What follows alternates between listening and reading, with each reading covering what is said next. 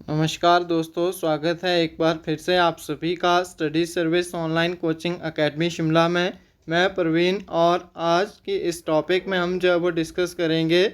जैसे कि आप सभी को पता है, हमने जो है वो सीरीज़ स्टार्ट की है मोस्ट इम्पॉर्टेंट क्वेश्चन की, जिसमें हमारा आज का जो नेक्स्ट सेशन रहने वाला है आप सभी के अपकमिंग एग्ज़ाम के लिए मोस्ट इम्पॉर्टेंट क्वेश्चन जो है वो हम डिस्कस करने वाले हैं।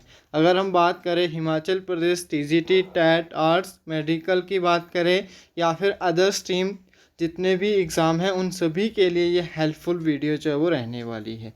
इसके अलावा अगर आप हमीरपुर सबॉर्डिनेट बोर्ड के एग्ज़ाम की प्रिपरेशन कर रहे हो या फिर आप शिमला बोर्ड की जो है वो चयन बोर्ड के किसी भी एग्ज़ाम की प्रिपरेशन कर रही हो, आप सभी के लिए ये वीडियो जो है वो हेल्पफुल रहने वाली है।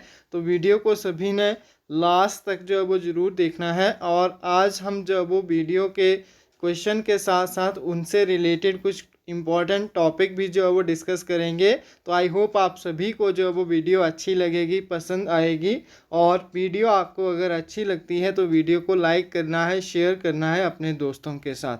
तो या फिर हम बात करें टीजीटी, पीजीटी, उन सभी के लिए ये वीडियो जो है वो हेल्पफुल रहने वाली है। तो चलिए स्टार्ट करते हैं आज के इस सेशन को। तो आज का जो हमारा फर्स्ट क्वेश्चन है आप सभी की स्क्रीन पे विजिबल है। तो क्वेश्चन नंबर 1 है कि हिमाचल प्रदेश के प्रथम मुख्य न्यायाधीश जो थे वो कौन थे।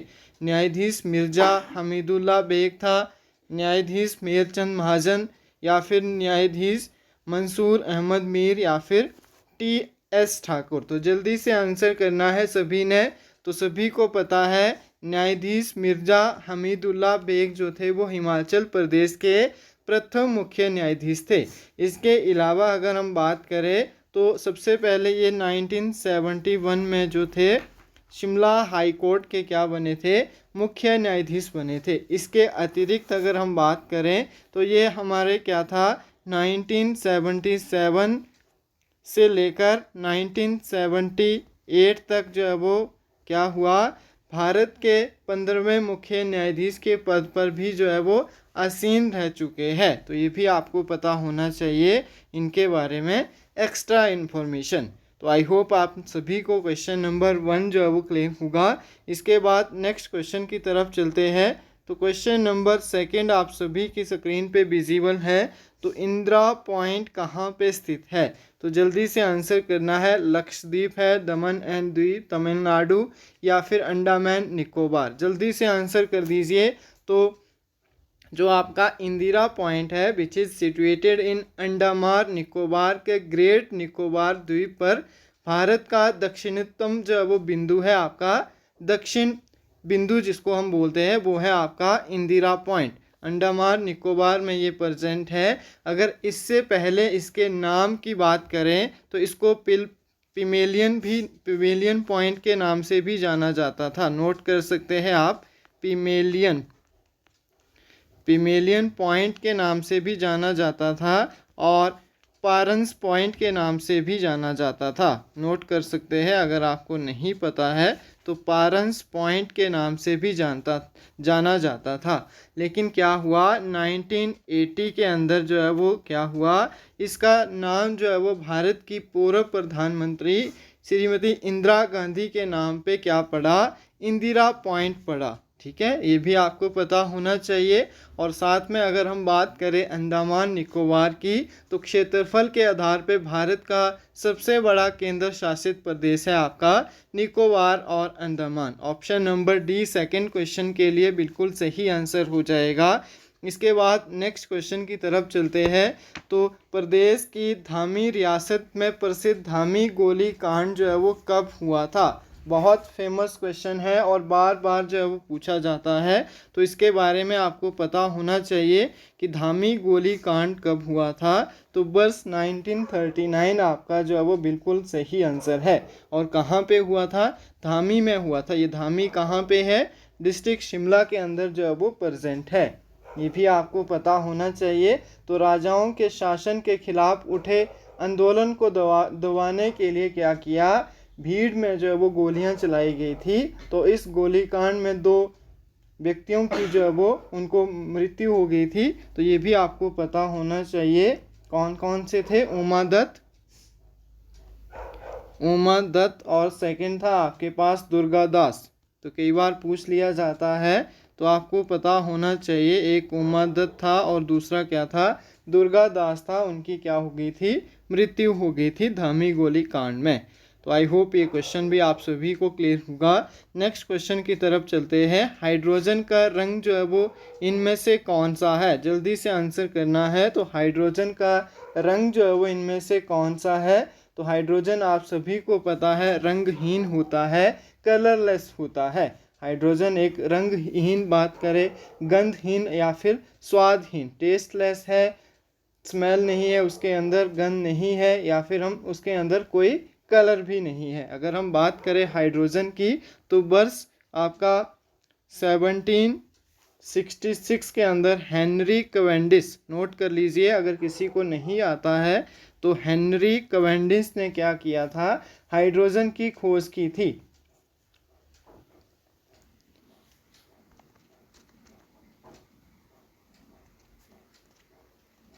हेनरी कैवेंडिश ने। और बेसिकली हाइड्रोजन सभी को पता है पीरियोडिक टेबल में जो है वो फर्स्ट पोजीशनिंग पे सिचुएटेड है, और इसका जो एटॉमिक नंबर है वो भी 1 होता है, और इसको भविष्य का ईंधन भी कहा जाता है। अगर आपसे क्वेश्चन पूछ लिया जाता है तो भविष्य का ईंधन भी जो है वो हाइड्रोजन को कहा जाता है। तो ये सारी इंपॉर्टेंट इन्फॉर्मेशन आई होप आप सभी ने नोट कर ली होगी। नेक्स्ट क्वेश्चन की तरफ चलते हैं। तो देखिए, डे से रिलेटेड क्वेश्चन हर बार पूछ लिया जाता है और इम्पॉर्टेंट रहता है। तो देखिए, विश्व रक्तदान दिवस जो है वो कब मनाया जाता है। तो जल्दी से आंसर करना है सभी ने। 5 जून, 14 जून है, 1 अप्रैल या फिर 16 सितंबर, जल्दी से आंसर करना है। तो इसका जो करेक्टली सही आंसर हो जाएगा, विश्व रक्तदान दिवस जो है वो आपका 14 जून को जो है वो मनाया जाता है। और किसके द्वारा मनाया जाता है, WHO। अब आपका काम है WHO की फुल फॉर्म मुझे बतानी है, साथ में इसका हेडक्वार्टर कहाँ पे है, और इसका जो कब इसकी जो है वो संगठन की स्थापना हुई थी। ठीक है, ये भी आपको पता होना चाहिए। अगर विश्व रक्तदान दिवस की बात करें तो इसकी जो शुरुआत हुई थी वो हुई थी 1997 में, ये भी नोट कर सकते हैं आप। और ये आपका जो रक्तदान दिवस है ये किस वैज्ञानिक थे, एक प्रसिद्ध वैज्ञानिक थे कार्ल लैंडस्टीनर, उनकी याद में जो है वो मनाया जाता है। वर्ष 1930 में रक्त समूह की खोज के लिए इनको जो है वो चिकित्सा का नोबेल पुरस्कार जो है वो मिला था। किनको मिला था, कार्ल लैंडस्टीनर, नोट कर सकते हैं आप। तो ये आपकी सारी इन्फॉर्मेशन है इस क्वेश्चन के लिए। तो ऑप्शन नंबर बी आपका बिल्कुल सही आंसर आ जाएगा। चलते हैं नेक्स्ट क्वेश्चन की तरफ। तो क्या है, महात्मा गांधी जी को किसने राष्ट्रपिता की पदवी किसने दी थी। तो राष्ट्रपिता जो है वो महात्मा गांधी को किसने बोला था, गोपाल कृष्ण गोखले है, सुभाष चंद्र बोस है, जवाहरलाल नेहरू है, या फिर आपके पास मदन मोहन मालवीय है। जल्दी से आंसर करना है सभी स्टूडेंट ने। तो महात्मा गांधी को राष्ट्रपिता की जो उपाधि दी गई थी वो किसके द्वारा दी गई थी, सुभाष चंद्र बोस के द्वारा जो है वो दी गई थी। ये भी आपको पता होना चाहिए। और महात्मा गांधी जी को महात्मा की उपाधि किसने दी थी, ये भी आपको पता होना चाहिए। तो महात्मा की जो उपाधि दी गई थी महात्मा गांधी को, वो दी गई थी रविंद्रनाथ टैगोर के द्वारा, रविंद्रनाथ टैगोर के द्वारा जो है वो दी गई थी। और गांधी जी के जो राजनैतिक गुरु थे वो थे गोपाल कृष्ण गोखले। राजनैतिक गुरु अगर वाला क्वेश्चन आता है तो गोपाल कृष्ण गोखले जो है वो उनके क्या थे, राजनैतिक गुरु थे। ऑप्शन नंबर सेकंड जो है वो यहाँ से बिल्कुल सही आंसर आ जाएगा। चलिए चलते हैं नेक्स्ट क्वेश्चन की तरफ। तो भारत में वित्तीय संकट की घोषणा किस अनुच्छेद के अंतर्गत आती है। बहुत इंपॉर्टेंट क्वेश्चन है और बार बार जो है वो पूछ लिया जाता है। तो जल्दी से आंसर करना है कि फाइनेंशियल इमरजेंसी जो है वो कौन से अनुच्छेद के अंदर जो है वो आती है, किस आर्टिकल के अंदर आती है। तो जल्दी से आंसर करना है। तो यहाँ से आपके पास 3 टाइप्स की जो है वो इमरजेंसीज होती है, सभी को पता है। तो उनमें से एक आपकी जो है वो फाइनेंशियल इमरजेंसी है, और जो किसके अंडर आती है, 360 अनुच्छेद के अंतर्गत जो है वो आती है। बहुत इम्पॉर्टेंट क्वेश्चन है, तो जल्दी से नोट करना है और साथ में कमेंट बॉक्स में लिखना है कि इसके अलावा दो जो इमरजेंसी है वो कौन कौन सी है और कौन कौन से आर्टिकल के अंदर आती है। चलिए नेक्स्ट क्वेश्चन के आंसर दे दीजिए जल्दी से। नेशनल यूथ फेस्टिवल प्रत्येक वर्ष किसके जन्मदिन पर मनाया जाता है? तो बहुत इम्पॉर्टेंट क्वेश्चन है, जल्दी से आंसर करना है सभी ने। तो नेशनल यूथ फेस्टिवल मतलब आपका राष्ट्रीय युवा दिवस, अब सभी को पता है, स्वामी विवेकानंद, और कब मनाया जाता है? 12 जनवरी को। ये भी आपको पता होना चाहिए, स्वामी विवेकानंद जी के जन्मदिन पर जो है वो मनाया जाता है। और अगर हम बात करें स्वामी विवेकानंद की, तो इनका जो वास्तविक नाम था, इनको नरेंद्र नाथ दत्त के नाम से भी जाना जाता था। और इनका जन्म जो हुआ था स्वामी विवेकानंद का 1863 ईस्वी में कलकत्ता में हुआ था। और ये क्वेश्चन आता है बहुत बार, 1897 ईस्वी में इन्होंने बेलूर में रामकृष्ण मिशन की जो है वो स्थापना की थी। क्वेश्चन आ जाता है तो कहाँ पे की थी? बेलूर में रामकृष्ण मिशन की जो है वो स्थापना की थी। तो ये इम्पॉर्टेंट क्वेश्चन बनता है, कब की थी आपको पता होना चाहिए, कहाँ की थी और किसकी की थी। तीनों में से एक क्वेश्चन आपको जो है वो पूछ लिया जा सकता है। तो बहुत इम्पॉर्टेंट चीज़ें हैं। तो नेशनल यूथ फेस्टिवल जो आपका प्रत्येक वर्ष जो है वो किसके जन्म दिवस पर मनाया जाता है? तो विवेकानंद जो है वो आपका बिल्कुल सही आंसर है। नेक्स्ट क्वेश्चन की तरफ चलते हैं। तो बुक्स से रिलेटेड क्वेश्चन जो है वो बार बार पूछ लिया जाता है। तो अंधेरे से उजाले की ओर पुस्तक के लेखक कौन है? दिग्विजय सिंह, लाल कृष्ण आडवाणी, शांता कुमार या फिर अरुण जेटली? जल्दी से आंसर करना है। तो अंधेरे से उजाले की ओर के पुस्तक के जो लेखक हैं वो कौन है? अरुण जेटली है। इस पुस्तक में उन्होंने लेखों, ब्लॉग या फिर भाषणों का जो है वो संकलन किया है। तो ये भी आपको जो है वो पता होना चाहिए, बहुत इंपॉर्टेंट क्वेश्चन है। तो आई होप आप सभी को इतना क्लियर होगा। नेक्स्ट क्वेश्चन का आंसर देखिए, किस टीवी चैनल की सूचना व प्रसारण मंत्रालय द्वारा एयरबेस आतंकी हमले संबंधी संवेदनशील सूचना प्रसारित करने हेतु 24 आवर्स के लिए बंद करने का आदेश दिया गया था? तो ये प्रीवियस ईयर का पेपर है, उस टाइम का करंट अफेयर है। तो NDTV जो है वो आपका करेक्टली सही आंसर था। चलिए नेक्स्ट क्वेश्चन का आंसर देना है। अभी रिसेंटली किसी एग्ज़ाम में जो वो पूछा गया भी था ये क्वेश्चन, कि वाहनों में जो है वो पीछे की ओर देखने के लिए हम किस दर्पण का उपयोग करते हैं? तो आप सभी को पता होना चाहिए, उत्तल दर्पण होता है, कन्वेक्स मिरर का यूज़ किया जाता है। बहुत इंपॉर्टेंट क्वेश्चन है। तो ऑप्शन नंबर बी आपका बिल्कुल करेक्टली सही आंसर हो जाएगा। और साथ में अगर आपको वीडियो जो है वो अच्छी लग रही है तो वीडियो को लाइक करना है, शेयर करना है अपने दोस्तों के साथ। और साथ में स्टडी सर्विस जो है वो एक ऑनलाइन कोचिंग एकेडमी है, सभी को पता है। और यहाँ पे जो है वो आप सभी को हिमाचल प्रदेश के लगभग सभी एग्ज़ाम की ऑनलाइन प्रिपरेशन जो है वो करवाई जाती है। रिसेंटली अगर हम बात करें तो हमारे 2 कोर्सेज़ जो है वो जनरल स्टडी में, और जनरल स्टडी के साथ साथ हिंदी, इंग्लिश और रीजनिंग के कोर्सेज़ जो है वो चले हैं। अगर हम इस कोर्स की बात करें, फिर आप HPPSSB जो हमीरपुर बोर्ड है उसके किसी भी एग्ज़ाम की प्रिपरेशन कर रहे हैं, आप सब के लिए ये जो आपका कोर्स बनाया गया है बहुत हेल्पफुल रहने वाला है। अगर आप TGT की प्रिपरेशन कर रहे हैं किसी भी स्ट्रीम के लिए, अगर हम बात करें इलेक्ट्रीशियन या फिर फिटर है, DM है या फिर क्लर्क है, स्टेनो है, सेक्रेटरी क्लर्क है, तो उन सभी के लिए कोर्स जो है वो हेल्पफुल रहने वाला है। इसके अलावा GS की बात करें तो इसके अंदर आपका क्या होगा? हिस्ट्री, पॉलिटी, इकोनॉमिक्स या फिर जियोग्राफी, ये 4 चीज़ें जो वो आपको करवाई जाएंगी। तो इतना सभी को क्लियर होगा। अगर इसके अलावा भी कोई आपको इन्फॉर्मेशन चाहिए तो हमारा ऑफिशियल नंबर आप सभी को पता है 7591046600, इस पे आप जो है वो कांटेक्ट कर सकते हैं। इसके बाद नेक्स्ट देखिए, रियो ओलंपिक का समापन पर भारत के ध्वजवाहक जो थे वो कौन थे? तो ये भी आपका प्रीवियस ईयर का क्वेश्चन पेपर का जो है वो क्वेश्चन है। तो उस टाइम कौन थे? साक्षी मलिक जो थी वो वहाँ पे ध्वज वाहक थी। तो ऑप्शन नंबर बी जो है वो आपका करेक्ट आंसर है। इसके बाद नेक्स्ट क्वेश्चन का आंसर देखिए, पीले बुखार के लिए कौन सा मच्छर जो है वो उत्तरदायी होता है। बहुत इंपॉर्टेंट है, जल्दी से आंसर करना है।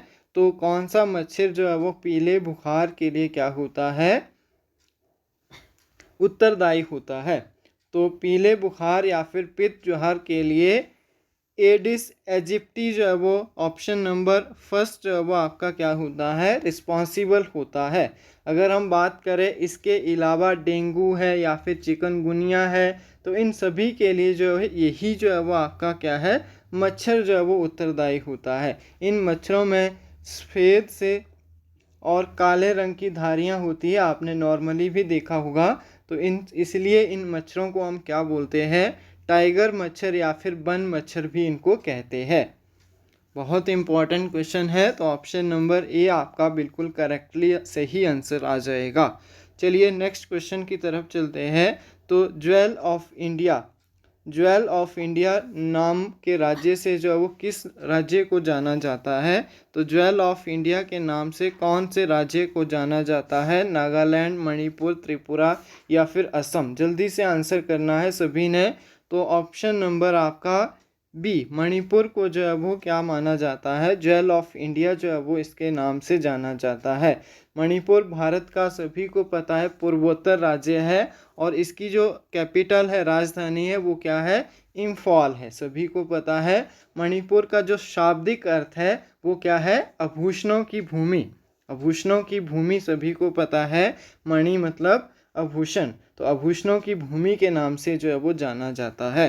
बहुत इंपॉर्टेंट क्वेश्चन है।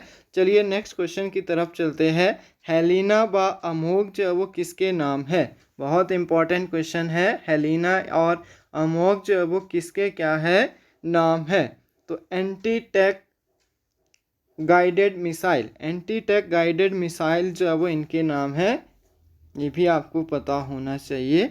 चलिए नेक्स्ट क्वेश्चन की तरफ चलते हैं। तो सबसे पुरानी द्रविड़ भाषा कौन सी है, जल्दी से आंसर करना है। सबसे पुरानी द्रविड़ भाषा जो है वो कौन सी है, तमिल, तेलुगु, कन्नड़ या फिर मलयालम। जल्दी से आंसर करना है। तो तमिल जो है वो सबसे प्राचीनतम द्रविड़ भाषा है, और ये ब्राह्मी लिपि से जो है वो उत्पन्न हुई है। तमिल भाषा को शास्त्रीय भाषा भी कहा जाता है, कई बार क्वेश्चन आ जाता है। तो तमिल भाषा को शास्त्रीय भाषा भी कहा जाता है। बहुत इंपॉर्टेंट क्वेश्चन है। चलिए नेक्स्ट क्वेश्चन का आंसर दे दीजिए। पत्थर का खेल जो है वो यहाँ का प्रमुख मेला है। अगर आप हिमाचल प्रदेश से जो है वो बिलोंग करते हैं तो आपने ज़रूर सुन रखा होगा कि हिमाचल में एक प्लेस ऐसा है जहाँ पे क्या होता है, पत्थर का मेला लगता है। निरमंड है, मशोबरा है, दाड़ला घाट या फिर हलोग। जल्दी से आंसर करना है, बहुत इंपॉर्टेंट क्वेश्चन है। तो पत्थर का जो खेल है वो कहाँ पे होता है, हलोग में होता है। अब ये हलोग कहाँ पे है, तो हलोग जो है वो ये शिमला डिस्ट्रिक्ट के अंदर जो है वो प्रेजेंट है। ये मेला जो है वो किस दिन लगता है, तो दिवाली के बाद दूसरे दिन जो है ये मेला जो है वो लगता है, जहाँ पे पत्थर का खेल जो है वो होता है। तो ऑप्शन नंबर डी आपका इस क्वेश्चन के लिए बिल्कुल करेक्टली सही आंसर है। चलिए नेक्स्ट क्वेश्चन की तरफ चलते हैं। तो भारत का सबसे लंबा एक्सप्रेसवे कौन सा है। तो लंबा एक्सप्रेसवे की हम बात करें तो वर्तमान में भारत का सबसे लंबा जो एक्सप्रेस वे है वो कौन सा है, जल्दी से आंसर करना है। अगर हम इन चारों की बात करें तो इनमें जो आपके पास आगरा टू लखनऊ जो है वो सबसे लंबा क्या है, एक्सप्रेस वे है। इसके अलावा अभी रिसेंटली में कुछ चेंजेस हुए हैं, अगर आपको उसके बारे में इंफॉर्मेशन है तो आप कमेंट बॉक्स में जो है वो ज़रूर शेयर कर सकते हैं। इसके बाद नेक्स्ट क्वेश्चन की तरफ चलते हैं। द एशेज क्रिकेट ट्रॉफी जो है वो किन दो देशों के बीच के मध्य जो है वो खेली जाती है। आप सभी ने सुन रखा होगा, एशिया की सीरीज जो है वो स्टार्ट हुई है, तो कहाँ किन किन देशों के बीच खेला जाता है, तो Australia and England. Option number A आपका बिल्कुल करेक्टली सही आंसर है। और ये कहाँ जो है वो क्रिकेट की एक ट्रॉफी है, द एशेज आपसे अगर पूछ लिया जाए तो क्रिकेट की एक ट्रॉफी है और इंग्लैंड और ऑस्ट्रेलिया के बीच में जो है वो खेली जाती है। इसके अलावा अगर जो है वो आप टेट या फिर टीजीटी की बात करें, टेट दिसंबर 2022 या फिर अपकमिंग जो आपका टीजीटी के कमीशन है सभी स्ट्रीम के, उनकी मैं बात करूं तो टेट की सबसे पहले अगर बात करें तो हमारे न्यू बैचेस जो है वो 15 अगस्त से जो है वो स्टार्ट होने वाले हैं। और यहाँ पे जो आपका टेट का कोर्स रहेगा वो लगभग आपका टिल एग्ज़ाम डेट तक होता है, लेकिन जो स्टूडेंट ज्वाइन करना चाहते हैं उनके लिए एक सजेशन है कि वो फर्स्ट बैच को ही ज्वाइन करें ताकि लास्ट तक आपको अच्छे से रिवीजन जो है वो मिल सके। लेकिन कई स्टूडेंट अभी जो है वो 10 दिन बचे थे और कह रहे थे कि हमने एडमिशन लेनी है, तो 10 दिन या फिर एक महीने में आप जो है वो आपका सिलेबस कवर नहीं हो सकता है। इसलिए अगर आप चाहते हैं कि एडमिशन लेनी है तो आप 15 अगस्त जो है या फिर एडमिशन जो है वो अभी से आपकी अपनी रजिस्ट्रेशन जो है वो करवा सकते हैं, क्योंकि एक बैच में हम ओनली 20 स्टूडेंट्स को जो है वो कंसीडर करते हैं। इसके बाद बैच जो है वो ख़त्म होने के बाद ही नया बैच स्टार्ट होता है। और अगर हम बात करें टीजीटी की, तो जैसे ही नोटिस ऑफिशियली तो अभी नहीं आया है, सिर्फ वो न्यूज़पेपर की कटिंग है और पॉलिटिकल इशू रह सकता है, लेकिन जब तक ऑफिशियल जो है वो अप्रूवल नहीं मिलता है तो अभी टीजीटी आर्ट्स के तो हमारे पास लगभग 4 बैच से जो है वो रनिंग में है, 5 बैच जो है वो अभी हमारे पास रनिंग में है, लेकिन नॉन मेडिकल और मेडिकल के भी हमने स्टार्ट करने हैं। लेकिन जब ऑफिशियली नोटिस जो है वो पब्लिश होता है या फिर अप्रूवल जो है वो मिलता है तभी हमारे कोर्सेज जो है वो स्टार्ट होंगे। तो लगभग जैसे ही जो है वो नोटिस जो है वो अप्रूव होता है तो हमने नए बैच जो है वो हम स्टार्ट कर देंगे, तो आपको नोटिस जो है वो उसका मिल जाएगा। तो चलिए नेक्स्ट क्वेश्चन की तरफ चलते हैं। तो कौन सा पास जो है वो मंडी को कुल्लू से अलग करता है? बहुत इंपॉर्टेंट क्वेश्चन है और बार बार जो है वो पूछा जाता है, तो जल्दी से आंसर करना है सभी ने कि कौन सा पास जो है वो कुल्लू को मंडी से अलग करता है। तो दुलची पास जो है वो क्या करता है? कुल्लू को मंडी से अलग करता है। बहुत इंपॉर्टेंट क्वेश्चन है, तो आप सभी को पता होना चाहिए। नेक्स्ट क्वेश्चन का आंसर दे दीजिए, जापान की संसद का क्या नाम है? बहुत इंपॉर्टेंट है, बार बार पूछ लिया जाता है। तो जापान की जो संसद है उसका नाम है डाइट। इसके अलावा नेसेट और ड्यूमा जो है वो कौन कौन से कंट्रीज़ की जो है वो क्या है संसद का नाम है, वो आंसर करके आप जो है वो कमेंट बॉक्स में ज़रूर बताइए।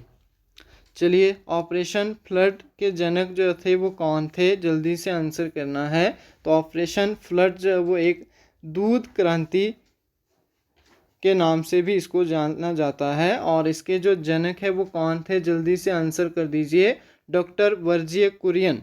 ऑप्शन नंबर सी आपका जो है वो बिल्कुल करेक्टली सही आंसर है। और भारत में इस कार्यक्रम को जो है वो 1970 में जो है वो लॉन्च किया गया था, ये भी आपको पता होना चाहिए। और इसे वाइट रेवोल्यूशन के नाम से भी जाना जाता है, क्योंकि फ्लड ऑपरेशन फ्लड या फिर हम इसको क्या बोल सकते हैं, दूध क्रांति भी बोला जाता है, और वाइट रेवोल्यूशन जो है वो आप इसको बोल सकते हैं। बहुत इंपॉर्टेंट चीज़ें हैं, तो साथ साथ में आपने नोट भी करना है जो एक्स्ट्रा इन्फॉर्मेशन आपको मिल रही है, और इनके जनक मैंने आपको बता दिए। चलिए नेक्स्ट क्वेश्चन का आंसर दे दीजिए, वंदे मातरम गीत पहली बार जो है वो भारतीय राष्ट्रीय कांग्रेस के अधिवेशन में कब गाया गया था? बहुत इंपॉर्टेंट है, जल्दी से आंसर कर दीजिए। तो 1896 ऑप्शन नंबर ए आपका जो है वो बिल्कुल करेक्टली सही आंसर है। तो वंदे मातरम गीत सबसे पहले वर्ष 1896 में भारतीय राष्ट्रीय कांग्रेस के कलकत्ता अधिवेशन में जो है वो गाया गया था। ये इम्पॉर्टेंट है। तो इसकी जो अवधि है सभी को पता है, 52 सेकेंड रहती है। बहुत इम्पॉर्टेंट है। और बंकिम चंद्र चटर्जी ने अपने उपन्यास आनंद मठ में सबसे पहले इस गीत का जो है वो उल्लेख किया था। कब किया था और किसने किया था, सभी को पता होना चाहिए। बंकिम चंद्र चटर्जी ने अपने उपन्यास में आनंद मठ में सर्वप्रथम इस गीत का जो है वो उल्लेख किया था। नेक्स्ट क्वेश्चन का आंसर दे दीजिए कि भारत का राष्ट्रपति पद के लिए कितनी बार चुनाव लड़ सकता है या फिर पुनः निर्वाचित हो सकता है। जल्दी से आंसर करना है, 1 बार, 2 बार, 3 बार या फिर जितनी बार चाहे। जल्दी से आंसर करना कि भारत का जो राष्ट्रपति होता है या फिर राष्ट्रपति पद के लिए जो है वो कितनी बार जो है वो चुनाव लड़ सकता है या फिर पुनः जो है वो निर्वाचित हो सकता है। बहुत इंपॉर्टेंट क्वेश्चन है और प्रेसिडेंट से जो है वो बार बार क्वेश्चन पूछे जा रहे हैं, तो आपको पता होना चाहिए कि भारत के अनुच्छेद 57 के अनुसार 57 जो आपका अनुच्छेद है उसके अनुसार जो भारत का राष्ट्रपति है वो राष्ट्रपति पद के लिए जितनी बार चाहे उतनी बार जो है वो चुनाव लड़ सकते हैं या फिर पुनः जो है वो निर्वाचित हो सकते हैं। तो बहुत इंपॉर्टेंट क्वेश्चन है। तो ऑप्शन नंबर डी आपका इसमें बिल्कुल करेक्टली सही आंसर जो है वो आ जाएगा। चलिए नेक्स्ट क्वेश्चन की तरफ चलते हैं। तो स्वतंत्र भारत में किसी राज्य की प्रथम महिला राज्यपाल कौन थी? किस राज्य की जो वो प्रथम महिला राज्यपाल कौन थी? तो जल्दी से आंसर करना है। तो स्वतंत्र भारत में किसी राज्य की प्रथम महिला जो राज्यपाल थी वो कौन थी? Sarojini Naidu, Shrimati Sarojini Naidu. Option number C आपका बिल्कुल करेक्टली सही आंसर है। और जो कि उत्तर प्रदेश की राज्यपाल बनी थी, यूपी की जो है वो राज्यपाल बनी थी। इन्हें भारत की कोकिला, नोट कर लीजिए, भारत कोकिला के नाम से भी जाना जाता है और तथा भारत की बुलबुल। अगर भारत की कोकिला या फिर भारत की बुलबुल क्वेश्चन आ जाता है तो भारत की बुलबुल या फिर भारत की कोकिला के नाम से जाना जाता है किसको? Shrimati Sarojini Naidu. Option number C आपका जो है वो बिल्कुल करेक्टली सही आंसर आ जाएगा। चलिए नेक्स्ट क्वेश्चन की तरफ चलते हैं। तो कोबोल से अभिप्राय है, तो कोबोल से क्या अभिप्राय है? COBOL।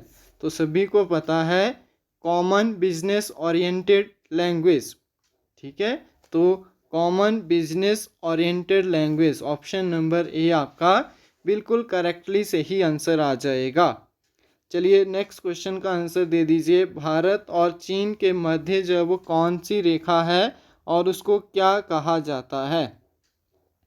मैकमोहन है, रेड क्लिफ है, डूरंड है या फिर रेड रेखा है?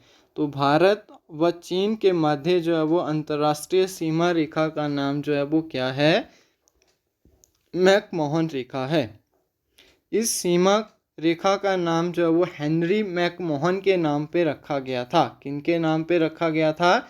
हेनरी मैकमोहन के नाम पे रखा गया था। और ये सीमा रेखा जो है वो लगभग 1914 में भारत के तत्कालीन ब्रिटिश सरकार व तिब्बत के बीच शिमला समझौते के बाद जो है वो निर्धारित की गई थी।